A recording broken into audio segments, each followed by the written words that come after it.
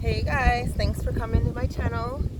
You're speaking with Miss Self Development, and where we speak about everything for self development, whether that's finance, fitness, mindset, or spirituality, as we're going to be speaking about today.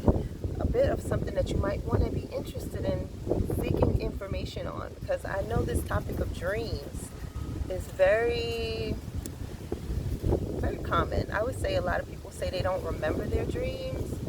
And if you're like me, then you remember all your dreams. And I dream all the time. So either you remember your dreams or you think you don't dream. And in that case, most likely you do dream, but you just can't recall them. So I'm going to actually show you the tactic that I practice, I put into play to help me so that I can learn how to remember my dreams. And why do you want to do that? Well, this is connecting the dots, right? We got to connect the dots. Everything that happens in dream state is very much necessary and divine. It's a message, whether that be a play of your actual fears or even deeper subconscious, or how I see it, sometimes it's a warning. It's a play to give you a guide and something for you to really introspect on. Dreams are meant to be analyzed. If you're I'm into psychology, and somebody that really intrigued me from when I first started studying psychology was Dr. Freud. And he talks about the interpretations of dream. I saw that book and I got it right off the bat. Like, I had to have that book. Anyhow, I'm not going to get into that. That's for another day. But what I am going to share with you is how I started to remember my dreams. And it's all thanks to this book right here. It's called The Einstein Factor, which I got this book so many years ago. Definitely go pick you up a copy, because not only did it help me to remember my dreams, but I actually had my first lucid dream because of that book right there. So here's what I recall it telling me to do. I'm telling you, you're going to get so many jewels from that book. So every time I have a dream, as soon as I wake up, the moment I wake up, I get in my journal. I have an actual dream journal, and I write my dreams down. Now, what does that do? Because I started that so many years ago, I was just like you, who didn't remember their dreams. But because I started that so many years ago, I now remember all my dreams. But I started practicing it again because I stopped doing it. One thing I know is that when you start doing something and you grow from the practice that you started to put into play, you always want to come back to it and do it again. Why? Because you got to remember that everything is a training, and so what you don't use, you can lose, and you will lose. So I don't want to lose that ability to be able to not, remember my dreams. I actually want to strengthen it, right? And how I mean strengthen it is, I'll show you an example. I had a dream the other day. I'm going to read it to you. This is bold. You get to see into my mind. So I read this to my cousin, and I'm going to bleep out any names, and I'll just name it, like, I don't know, different leaders. I'm going to name it different leaders' names, right? If you know the leaders, it doesn't matter, because you don't know the people either, but for my safety, I'm not going to say the names. So, okay. So I woke up from my dream, and I woke up from my dream that I had with Robin. He was, stop.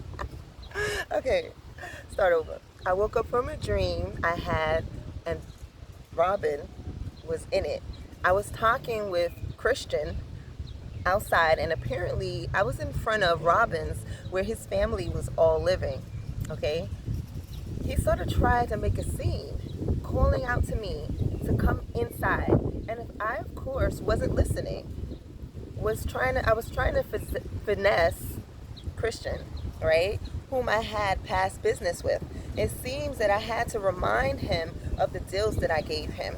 But Robin was sitting and watching on the stoop for a little, and then Kofi, who was on the other stoop, started to go at it with Robin.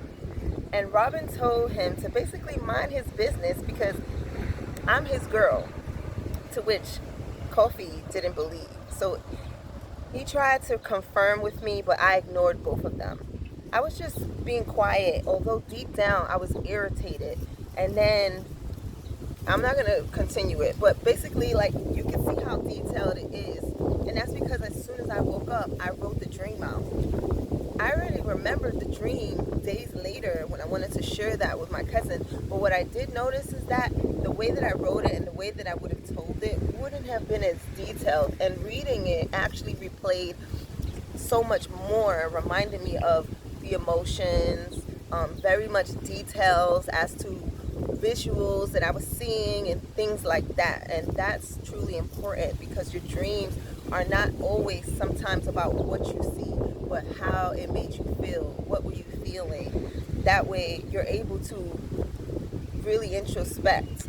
What is that dream telling you? Sometimes you might feel fear, sometimes you might feel danger, and so it could be a warning of such things. You know, basically, don't ignore your dreams. You want to definitely put this practice into place so that you can learn how to remember your dreams. So, like I said, the book taught me, and it's been something that I've kept with me all along. Yeah, the lucid dream thing, I think definitely, I've not had a lucid dream since then, but that was amazing. So I'll do another video about the lucid dream. And if you're interested in hearing about my lucid dream and how I was able to have it, comment below lucid, and I'll definitely give you the details on that because it's going to wow you. Because it definitely, I was so excited. Anyhow, again, my channel, Miss Self Development. I thank you for coming, tuning in. Please subscribe, and there's going to be so much that I'm going to share with you authentically, really and truly, for all of our embedments. Because as we grow and we connect the dots and unite, the world's going to be a better place. Yeah, this beautiful air is so nice. I found this tree.